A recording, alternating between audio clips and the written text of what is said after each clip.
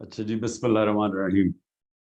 دیکھیں پاکستان کے جو حالات ہیں نا، وہ ایک چارلز ڈکنس کی فیمس سیئنگ ہے کہ it was the best of Times and it was the worst of Times.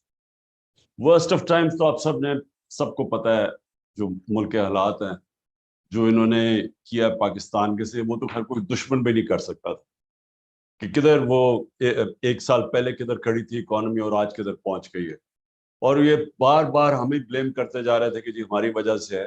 تو اس طرح کا جو ڈیزاسٹر ہوا ہے، یہ تو اس کے اوپر تو کوئی، صرف میں یہی کہہ سکتا ہوں کہ انہوں نے ماضی میں بھی سارا وقت ڈیزاسٹر کیا، کوئی گولڈن ایج تو آئی نہیں تھی ان کی۔ 99 میں بھی یہ ڈیزاسٹر چھوڑ کے گئے تھے، 2018 میں بھی چھوڑ کے گئے تھے۔ تو میں نے جب باجوہ کو کہا اور پھر یہ شوکت کو بھیجا اس کو بتانے کے لیے کہ ہمیں جب پتا چلا یہ سازش کر رہا ہے، تو ہم نے اس کو بتایا، میں نے بھی بتایا اس نے بھی، کہ اس وقت بڑی مشکلوں سے کموڈیٹی سپر سائیکل کے ہوتے ہوئے ہم بڑی ڈیلیکیٹلی اپنی اکانومی بیلنس کر رہے ہیں، کیونکہ وہ اس وقت تیل تو وہ $110 پہ پہنچ چکا تھا بیرل پہ انٹرنیشنلی، تو پریشر تو پڑا جا رہا تھا۔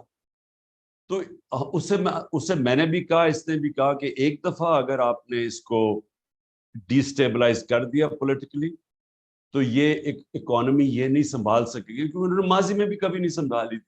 اینی وے وہ ہو گیا۔ تو دیکھیں ابھی جو آپ نے جاوید آپ نے بات کی پولیٹیکل اکانومی کی، دیکھیں اصل میں یہ ہو ہی نہیں سکتا کہ آپ کی پولیٹیکل انسٹیبلٹی ہو اور آپ کی اکانومی ٹھیک ہو جائے۔ یہ ہو ہی نہیں سکتا کہ آپ ایک ویک پولیٹیکل گورنمنٹ آئے اور وہ آ کے ریفارمز کر دے۔ یعنی مجھے پتا ہے کہ کس طرح ہم نے یہ 3.5 سال گزارا کیا تھا، جب ہمارے پاس کلیئر میجورٹی نہیں تھی، ہم مضبوط نہیں تھے، تو کس طرح کے پریشر فیس کرنے پڑے کہ جب بھی کوئی طاقتور مافیا کو پر ہاتھ ڈالتے تھے تو اپنے اندر سے ہی اپنی میجورٹی بچانے میں پرابلم لگ جاتا تھا۔ اور پھر جب سپر کنگ صاحب اگر فیصلہ کریں کہ یہاں اکاؤنٹیبلٹی نہیں ہونی، تو ہم جو مرضی کر لیں، اکاؤنٹیبلٹی نہیں ہو سکتی تھی، کیونکہ یہاں ہماری کمزوری اتنی تھی۔ تو یہ جو اب ہے، یہ ورسٹ آف ٹائمز تو بتا دیا، بیسٹ آف ٹائمز تب آئے گا اگر ایک اسٹرانگ اور اسٹیبل گورنمنٹ پبلک مینڈیٹ سے آئے، اور پھر اس کرائسس کی وجہ سے وہ سویپنگ ریفارمز کرے، جو بڑی دیر پہلے پاکستان کو کرنا چاہیے تھا، لیکن نہ کسی کی ویژن تھی اور نہ ہو سکتا طاقت بھی نہ ہو، جو ہمارے پاس نہیں تھی وہ اسٹرینتھ۔ لیکن اب میں پہلی دفعہ دیکھ رہا ہوں کہ اس کرائسس میں تو آپ بزنس ایز یوزول کنڈکٹ کر ہی نہیں سکتے۔ اس میں تو آپ وہ سٹیپس لینے پڑیں گے جو میرے نہیں خیال میں کسی گورنمنٹ نے ابھی تک لی، اور وہ لینے پڑیں گے، کیونکہ کوئی بھی چیز اب اس کرائسس سے نکل نہیں سکتی۔ لیکن میرے خیال میں کہ اگر ایک پبلک مینڈیٹ سے گورنمنٹ آئے، لوگوں سے سچ بولے، لوگوں کو تیار کرے، میں جو اپنی قوم کو جانتا ہوں، جو میں نے ایک زیرو سے پارٹی اٹھا کے ادھر تک آج پہنچی ہے کہ سب سے بڑی پارٹی ہے پاکستان کی تاریخ میں، یہ جو آج جو پبلک ہماری سٹینڈنگ ہے، یہ کسی پارٹی کی نہیں تھی ویسٹ پاکستان۔ ہاں مجیب الرحمان کی پارٹی تھی 1970 میں ایسٹ پاکستان، لیکن ادھر کبھی پارٹی کی اس طرح کی پبلک بیکنگ نہیں جو آج اس کی۔ تو اس پبلک بیکنگ کا فائدہ اٹھاتے ہوئے ہم اگر الیکشنز کے اندر ایک کلیئر میجورٹی آتی، اس کے بیس کے اوپر لوگوں کو مینٹلی تیار کر کے پہلے کہ یہ آپ ایکسپیکٹ کریں کہ ہم نے بڑے مشکل وقت سے گزرنا ہے، ہم نے یہ کینسر پھیل رہی ہے جسم میں، اس کو کاٹنا ہے، تکلیف ہوگی، لیکن اس کے بعد آپ کا اچھا وقت آ جائے۔ جو میں اپنے لوگوں کو جانتا ہوں، آپ دیکھ لینا، یہ بڑی ریزیلینٹ قوم ہے، یہ کھڑی ہو جائے گی۔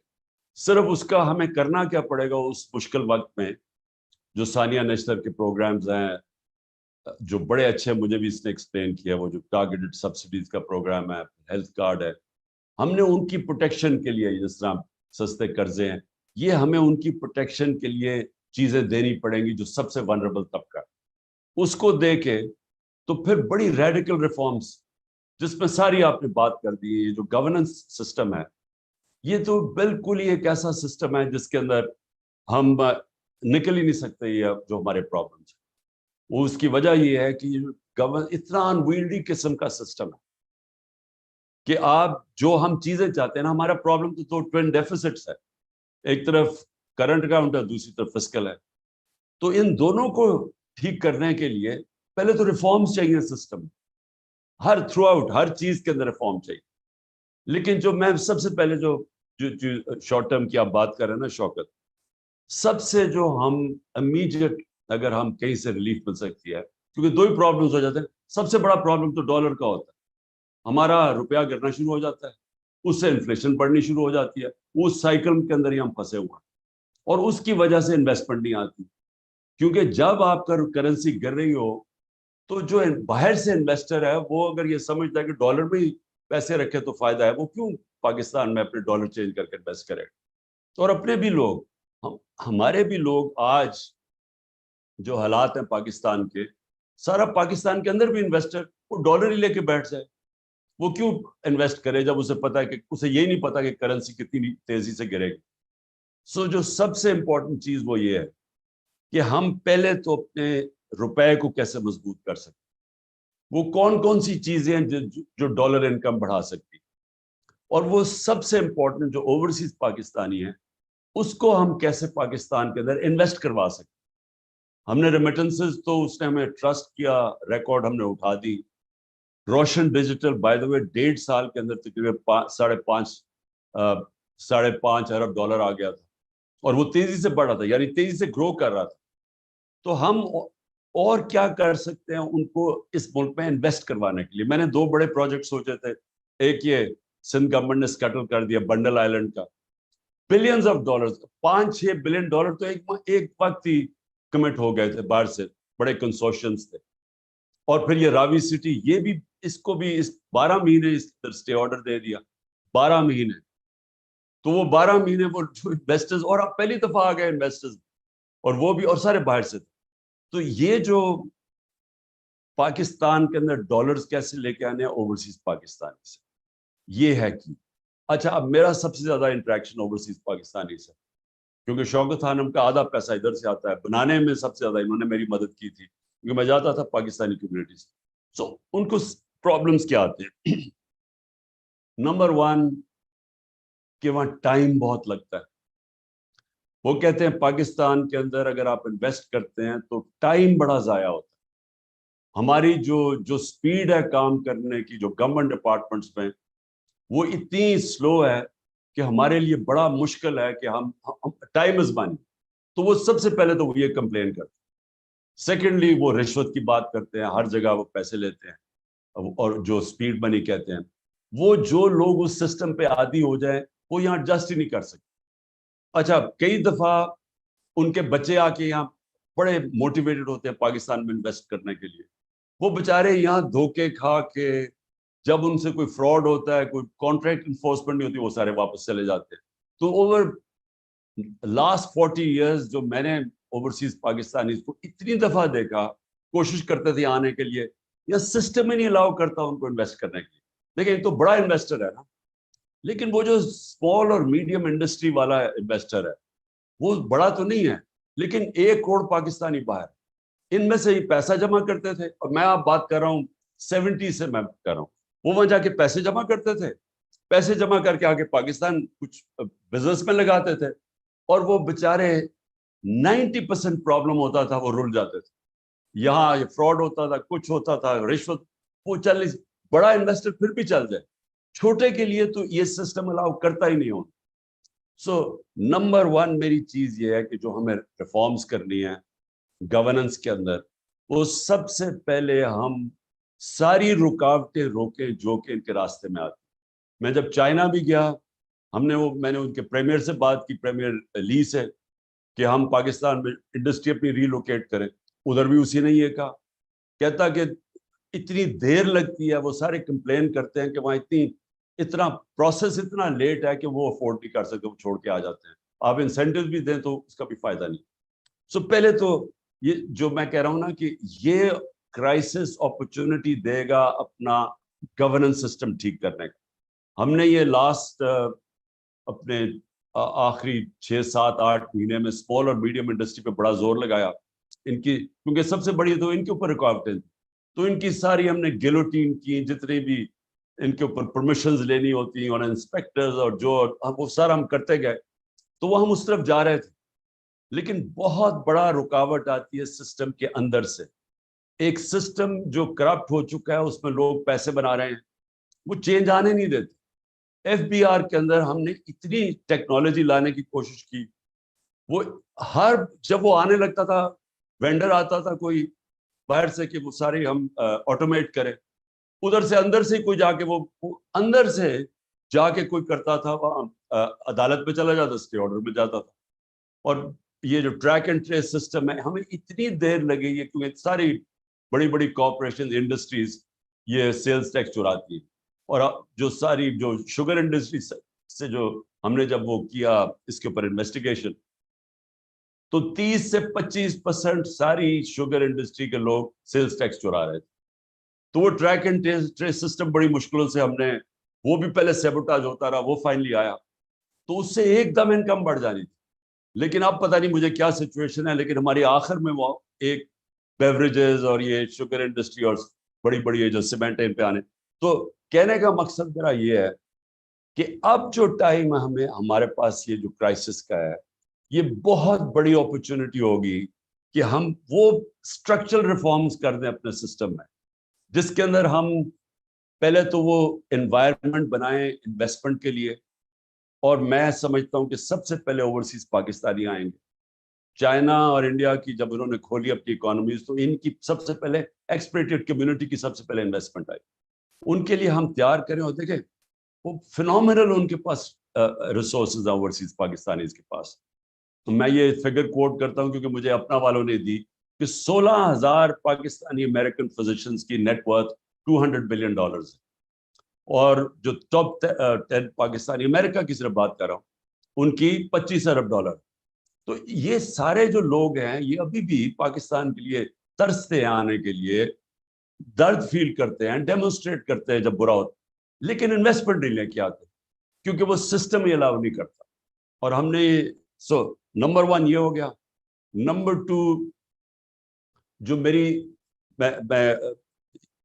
وہ بھی آخر میں ہم نے یہ ریئلائز کیا کہ یہ جو بھی چیز ڈالر انکم لے کے آتی، اس کے لیے ایک علیحدہ منسٹری ہونی چاہیے.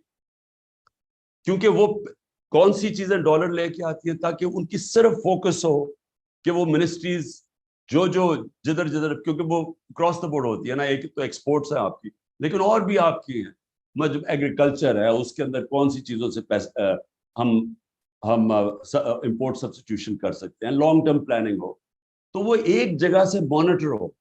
کیونکہ میں نے ریئلائز کیا کہ وہ علیحدہ جگہ کام ہوتے ہیں، ان کی کوئی کوآرڈینیشن ہی نہیں ہوتی. اور پھر کوئی کسی کو، یعنی جو بیوروکریسی میں لوگ کام کر رہے ہوتے ہیں، کسی کو اہمیت ہی نہیں ہے کہ ہمیں کتنا امپورٹنٹ ہے اس ملک میں ہم ڈالر انکم بڑھائیں. ایک مثلاً کہیں سے گرانٹ آ رہی تھی ڈالرز کی، میں آپ کو صرف مثال دے رہا ہوں، $500 ملین کی آ رہی تھی. وہ ورلڈ بینک والا وہ جو ایلانگو تھا وہ میرے پاس آیا، کہتا کہ تمہیں پتا ہے تمہارے پاس صرف 2 ہفتے رہ گئے اور وہ گرانٹ واپس جا رہی ہے. میں بڑی دیر کا، میں 3 مہینے پہلے ہم نے گو ہیڈ دی ہوئی تھی اس کو. تو میں نے جب چیک کیا، ایک سیکشن آفیسر نے آبجیکشن لگا دی تھی اس کو، گرانٹ آ رہی ہے $500 ملین کی. اس آبجیکشن کی وجہ سے وہ صرف 2 ہفتے رہ گئے تھے، وہ گرانٹ واپس جا رہی تھی. تو یعنی ایسے لگتا ہے کہ لوگوں کو سمجھ ہی نہیں ہے کہ کتنی امپورٹنٹ ہے اس ملک کے اندر ہماری ایکسپورٹ ارننگز یا ڈالر انکم.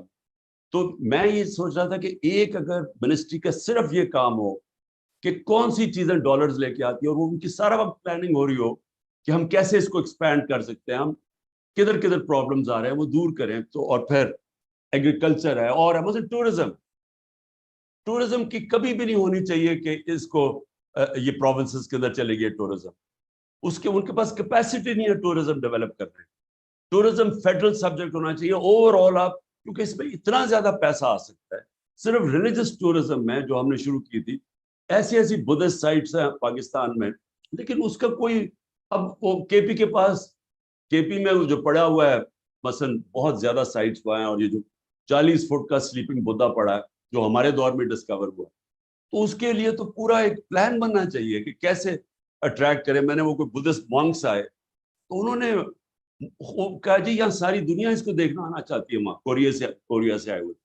تو ہمارے پاس نہ کے پی کے اندر کیپیسٹی تھی کہ وہ اس کو پوری طرح مارکیٹ کریں یا ڈیولپ کریں, اور نہ ہی کسی کے پاس ہے. صرف یہ ٹورزم بھی یہ بہت بڑا منی ارنر ہے. میں آپ کو ایک اور بات بتاؤں, میرے پاس آیا آسٹریا سے, اس نے مجھے کہا کہ آپ کا جو وہ ناردرن ایریا پھر کے آیا, اس نے کہا آپ پاکستان دنیا کا اسکیئنگ کیپٹل بن سکتا ہے, کیونکہ وہ برف پگھلتی جا رہی ہے گلوبل وارمنگ سے. ہماری اتنے اونچے اونچے پہاڑ ہیں کہ وہاں سارا سال اسکیئنگ ہو سکتی ہے. تو اینی وے میں صرف یہ اگزامپل دے رہا ہوں کہ ہمارے پاس کیپیسٹی, اب جی بی کے اندر کیپیسٹی ہوگی کہ وہ ڈیولپ کرے اس کو.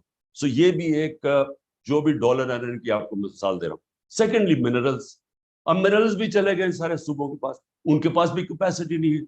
اب اتنی پوٹینشیل ہے منرلس کے اندر ڈیولپ کر, لیکن وہ بھی جب ایک تکڑی منسٹری فیڈرل لیول پہ ہوگی تو وہ ڈیولپ ہوگا. شیر بشک صوبوں کو چلا جائے, لیکن اس کی ڈیولپمنٹ کے اندر تو ایک پاورفل منسٹری بنے جو سارا وہ ڈیولپ کرے. میں صرف مثال دے رہا ہوں جو ڈالر ارن کر سکتے ہیں. اور پھر سیکنڈلی جو ایکسپینڈیچر, یہ جو آپ نے بات کی بالکل ٹھیک شوکت, کہ اتنا بلوٹڈ ہماری گورنمنٹ بیٹھی ہوئی ہے. ابھی آپ نے فگرز دیے ہیں ان کے اوپر کتنا پیسہ اب ان کی انکریز سیلری انکریز پہ ملک کی کتنی ریسورسز جائیں گی, لیکن اگر آپ ان کی پروڈکٹیوٹی دیکھیں تو وہ جب آپ 3 آدمی بٹھا دیتے ہیں ایک آدمی کا کام کرنے کے لیے, تینوں ہی نہیں کام کرتے, اور بلکہ رکاوٹ بن جاتے راستے میں, چیزیں سلو ڈاؤن کر دیتے ہیں. تو یہ بھی کرائسس ایک گولڈن اپرچونٹی ہے کہ اس کو ڈاؤن سائزنگ کریں اپنی گورنمنٹ کو. اور اس کے علاوہ بھی ہمارے پاس کیپیسٹی بھی نہیں ہے. جو ماڈرن ریکوائرمنٹس ہیں بیوروکریسی کی یا منسٹریز کی, وہ ہے ہی نہیں. مجھے اتنا جب ہم نے پروب کیا تو 2 بڑی انرجی کی بہت بڑی منسٹری, پیٹرولیم اور پاور, اب ہم سارا وقت فیل کرتے تھے کہ ان کے اندر کیپیسٹی نہیں ہے. اتنا پیسہ ہے اس کے اندر, اتنی لاسز ہیں. لیکن اس کے لیے تو ہم نے ویسے یہ بڑا ڈسکس کیا ہوا شوکت, میں نے بھی, یہ حماد سے بھی, کہ ہمیں بڑے اس کے لیے کوالٹی کے جتنا مرضی ان کو پیسہ دو, کوالٹی کے اسپیشلسٹ آنے چاہیے, پروفیشنلز کو چلانا چاہیے, کیونکہ ایک فیصلے میں اربوں روپے ادھر ادھر چلا جاتا ہے. اور ان کے اندر لوگ بیٹھے ہوئے ہیں, پتہ نہیں کتنے سال کے مافیاز. وہ شپ نہیں لگ رہی, شپ کو باہر کھڑا کرا, وہ آیا, ہر چیز میں پیسہ بن رہا ہے. سو اینی وے یہ اس کے جب تک آؤٹ سائڈ پروفیشنل اس طرح کے منسٹرز نہیں آتے, ہم ان کو صحیح معنی میں نہیں چلا سکتے. اور میں نے جو آخر میں 2-3 پوائنٹس تھے میرے, ہاں لانگ ٹرم پلاننگ. دیکھیں میں نے ایک اور بھی دیکھا کہ ہم جو آج ہمارے حالات ہیں وہ سارے یہ شارٹ ٹرمزم کے لیے, ہم الیکشنز کے لیے دیکھتے ہیں, اس لیے کبھی کسی نے انوائرمنٹ کا ہی نہیں سوچا. ہم نے پہلی دفعہ یہ جو ہماری اور دنیا میں بھی اکنالجمنٹ ہوئی, وہ تو کے پی سے ہم نے شروع کیا, یہ جو بلین ٹری سونامی کا آئیڈیا کیا, اور اس کے بعد انوائرمنٹل پہلی دفعہ پروگرامز بنائے. تو یہ تو کسی کے ریڈار پہ بھی نہیں ہے, یہ تو کوئی سوچتا ہی نہیں ہے اس چیز کے اوپر, کیونکہ پاکستان کی جو ولنریبلٹی آگے وہ بڑھتی جائے گی.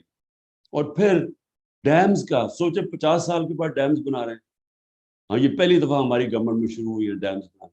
تو یہ بھی یعنی جب تک ایک بیٹھ کے, جو ابھی آپ نے, ایک تو ایمرجنسی ہو گیا, ایک شارٹ ٹرم ہو گیا, لیکن لانگ ٹرم پلاننگ کبھی بھی کوئی دنیا کے اندر ملک پروگریس نہیں کر سکتا جب کہ اس کی لانگ ٹرم پلاننگ. اور یہ سارے جتنے بھی میں نے دیکھے ہیں جو سکسیس ماڈلز ہیں, انہوں نے, اب چائنا جاؤ, انہوں نے پتہ نہیں کتنے سالوں کی پلاننگ کی ہوئی ہے. یہ جتنے بھی ہے, ساؤتھ کوریا, یہ سب کی لانگ ٹرم پلاننگ تھی. ہمارا تو یہ صرف الیکشن ٹو الیکشن پلاننگ ہوتی ہے, جس کی وجہ سے ہم ایک کرائسس ٹو کرائسس جاتے ہیں. تو ہمارا جو یہ ٹوین ڈیفیسٹس ہیں, جو ہمارے اصل پرابلمس, اس کے لیے ایکسپورٹ اور ڈالر ارننگ بڑھانے کے لیے پوری ایک تیاری ہو. کیسے ہم جو اپنی امپورٹس ہیں, جو ہم امپورٹ سبسٹیٹیوشن کر سکتے ہیں, وہ اس کے ساتھ ہو. اور جو کون سی اور بھی جو جس طرح میں نے ٹورزم اور منرلس کا, ان کی ہم کیسے ان کو ڈیولپ کر سکتے ہیں.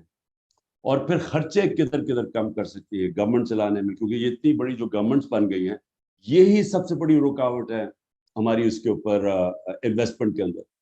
जो मैं फिर से रिपीट करता हूँ, ओवरसीज पाकिस्तानीज की इन्वेस्टमेंट ये सबसे इंपॉर्टेंट होगी हमारी डेवलपमेंट में शुरू में। ये सब ये क्योंकि ये करना चाहते हैं इन्वेस्ट, ये पहले से इंक्लाइन है, इनके लिए पहले से प्लान करें कौन कौन से इनके प्रॉब्लम्स आते हैं।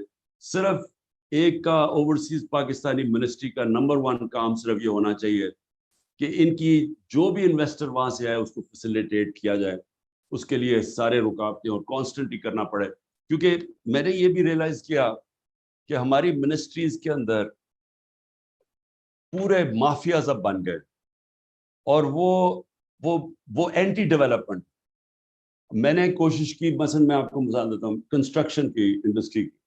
हम जब कोविड के अंदर फंस गए और बिल्कुल ही इकोनॉमी ठप हो गई, तो मैंने फिर वो खास उसके IMF के हेड से बात की और हमने कंस्ट्रक्शन इंडस्ट्री को हमने फिर इंसेंटिवाइज किया क्योंकि वो रोजगार देती है ज्यादा। आप यकीन करें कि मुझे हर हफ्ते मीटिंग करनी पड़ती थी, हर हफ्ते फैसला होता था कि जी आपकी अब ये रुकावटें आ रही है। वो कंस्ट्रक्शन इंडस्ट्री के भी लोग आए हुए थे, वो कहते थे ये प्रॉब्लम्स आ रहे हैं, वो हम रिमूव करते थे, फैसला हो जाता था। 2 हफ्ते के बाद फिर मीटिंग होती, पता चलता था उन्होंने फिर से कोई और चीज ऐड कर दी, एक सेंटेंस लगा दिया, वो रुकावट आ गई। तो वो इतना बड़ा प्रॉब्लम था। तो मुझे 6 महीने लगे हर हफ्ते मीटिंग करते करते इवेंचुअली वो कंस्ट्रक्शन को सेक्टर को इंसेंटिवाइज करने के लिए, और उसके बाद वो बूम कर गया। जो सबसे बड़ा प्रॉब्लम है ना, वो है स्मॉल और मीडियम इंडस्ट्री। वो उनके इतनी ज्यादा प्रॉब्लम्स डालते हैं उनके रास्ते में, क्योंकि उनसे भी हमारी मीटिंग्स होती थी। अच्छा, वहां भी यही होता था। और एफबीआर के अंदर, अच्छा आप कहते जी ये चीजें कम करिए, टैक्स कर दें, इंसेंटिवाइज करें, वो थोड़ी देर के बाद वो कोई और लाइन डाल के फिर वो टैक्स लगा देते। यानी भैया टैक्स नहीं लगाते थे, अपनी पावर छोड़ते नहीं थे। तो इसके लिए अब जो सिचुएशन है, और हम ताकतवर नहीं थे, वो जाके पता नहीं स्टे ले लेते थे हर जगह। अगर गवर्नमेंट तकड़ी आती है और वो पब्लिक के मैंडेट से आती है, सिर्फ वही आते साथ ही ये इस क्राइसिस को सामने रखते लोगों को प्रिपेयर करके ये रिफॉर्म्स करे, जिसमें जो गवर्नमेंट कॉर्पोरेशंस भी हैं। लेकिन मैं अनफॉर्चुनेटली इस वक्त सिचुएशन क्या है, जो ये इस वक्त एस्टेब्लिशमेंट कर रही है वो इसका ऑपोजिट कर रही है। वो पूरी कोशिश कर रही है क्योंकि मजबूत गवर्नमेंट आ जाए। वो सबसे ज्यादा अभी पॉलिसी सिर्फ एक ही है कि किसी ना किसी तरह तहरीक इंसाफ ना आए। अब अगर तहरीक इंसाफ नहीं आएगी तो कौन आएगा? यही खिचड़ी है। ये शौकत तरीन का कजन वो एक तैयार हो रहा है, एक और खिचड़ी पक रही है वहां। तो ये जब सारे मिलके आ जाएंगे तो मुझे बताओ इन्होंने गवर्नेंस क्या देनी है? यानी वो बिल्कुल ही ऑपोजिट है जो मुल्क की जरूरत है। मुल्क की जरूरत है स्ट्रॉन्ग गवर्नमेंट। ये जो लेके आ रहे हैं वो मोर ऑफ द सेम। यही लोग हैं ना, ये इनमें एक दो और रेलूकटे ऐड हो जाएंगे, लेकिन वो गवर्नेंस कैसे प्रोवाइड करेंगे? क्योंकि इन्होंने अभी तक एक तो रिफॉर्म की नहीं है, ना ही ये कर सकते हैं। सो इसलिए अनफॉर्चुनेटली जो जिस तरफ हम डायरेक्शन जो मुल्क का जा रहा है, मैं 1 साल से लगा हुआ हूं कि एक ही तरीका है, इलेक्शन करवाओ। इलेक्शन करवाओगे तो पॉलिटिकल स्टेबिलिटी आएगी। जब तक पॉलिटिकल स्टेबिलिटी आएगी, इकोनॉमी ने स्टेबलाइज नहीं करना। और वही एक काम को उसका उल्टा कर रहे हैं। अब कह रहे हैं जी अक्टूबर में इलेक्शन करवाना है। अब कह रहे हैं कि अक्टूबर में भी शायद इलेक्शन ना हो, अगले मार्च पे चला जाए।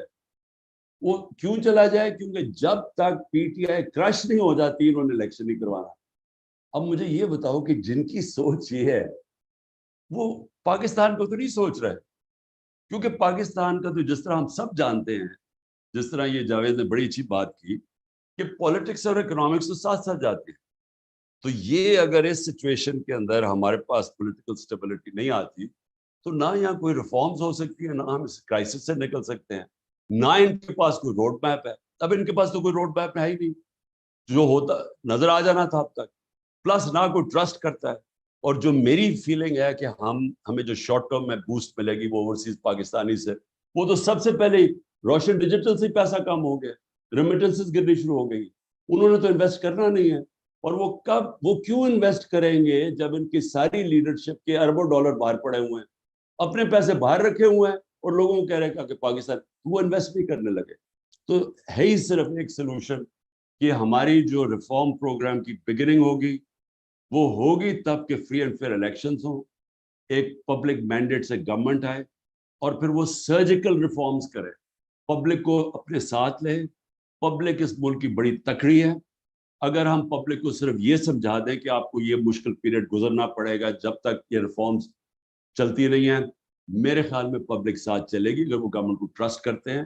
اور اس کے ساتھ یہ سارے ہم وہ پروگرامز جو ہم نے شروع کیے ہوئے تھے, جس میں ہیلتھ کارڈ بہت امپورٹنٹ ہے, کیونکہ یہ ہیلتھ کارڈ کی صرف یہی نہیں ہے کہ یہ غریب آدمی کا سب سے, جب بیچارہ بیمار ہوتا ہے, عام آدمی, غریب کیا, اب تو مڈل کلاس کا بھی یہی حالات ہے, جب وہ سب سے تکلیف میں ہوتا ہے اس کے پاس ہیلتھ انشورنس ہو, وہ اس سے بہتر نعمت آپ نے کسی کو, آپ عام آدمی کو دے سکتے ہیں. لیکن اس کے علاوہ پہلی دفعہ پرائیویٹ سیکٹر کے ہاسپٹل دیہاتی علاقوں میں جا رہے تھے.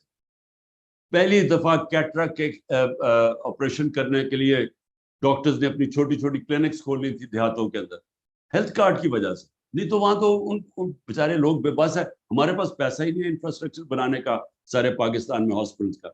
تو ایک بالکل کوانٹم چینج آ رہا تھا ہمارا پورا ہیلتھ سسٹم اور ان کی پروٹیکشن کے علاوہ. اور دوسرا پھر یہ جو احساس کا پروگرام ہے, ٹارگیٹڈ سبسڈیز, یہ بالکل سبسڈیز ٹارگیٹ ہونی چاہیے. یہ جو اتنا زیادہ ہم سبسڈائز کرتے ہیں پیسہ, وہ جاتا ہی نہیں ہے. وہ تو, اور یہ بھی بات کی ایکسپورٹس کا بھی سبسڈائز تب کریں جب اس کا رزلٹ نظر آئے کہ ہاں ایکسپورٹ سے آپ کی انکریز ہوئی ہے, تو تب سبسڈیز ہے. تو یہ جو اب تک سبسڈائز کرنے کے پروگرامز ہیں, اس کو بالکل چینج کرنا چاہیے. اور ثانیہ نے یہ جو یہ نچلے طبقے کے لیے ٹارگیٹڈ سبسڈی, وہ بڑا, میں نے اس کی پریزنٹیشن دیکھی ہے, زبردست پروگرام اس نے بنایا. اور اس کے علاوہ یہ جو ہم نچلے طبقے کو اگر دھیان کر لینا, کیونکہ یہ مشکل وقت میں ان کے اوپر پریشر نہ پڑے, تو اس کے بعد میرے خیال میں یہ قوم تیار ہو جائے گی یہ اس ریفارم پروگرامز کے لیے. تو میں سب کا شکریہ ادا کرنا چاہتا ہوں, کیونکہ آپ کی, مجھے آج کل آپ کو پتہ ہے کہ مجھے ٹائم نہیں ملتا, کیونکہ میں لاء سیکھ رہا ہوں. اب میں اتنی زیادہ عدالتوں میں جا چکا ہوں کہ میں بڑا ایکسپرٹ بن جاؤں گا لاء کا, تو اس لیے مجھے اتنا وقت نہیں ملا. لیکن میں انشاءاللہ یہ تھوڑا سا پریشر ایز ہوتا ہے تو ہم شوکت یہ ریگولر میٹنگز کریں گے. میں ابھی بھی کنونسڈ ہوں, وہ ابھی ہم بات نہیں کریں گے اس کے اوپر, لیکن میں کنونسڈ ہوں کہ تھوڑا سا out of the box thinking کرنی پڑے گی کہ یہ جو ہمارا روپیہ گرتا ہے اور یہ جو اس کے ساتھ انفلیشن آتی ہے, یہ جو سب سے بڑا پرابلم ہے, اس کے اوپر تھوڑی سی out of the box thinking جو ہے, اس کے اوپر اور ڈیبیٹ چاہیے. کیونکہ وہ جو ہمارا دوست ہے, وہ پورا پیپر اس نے بنا کے ابھی مجھے بھیجنے لگا, جو میں آپ سب کے اندر سرکولیٹ کروں گا. اس نے وہ بڑا کمپریہنسو ایک پروگرام بنایا کہ اس کے خیال میں کرنٹ سچویشن میں ہم کیسے نکلیں گے. اوکے جی, تھینک یو, بہت شکریہ.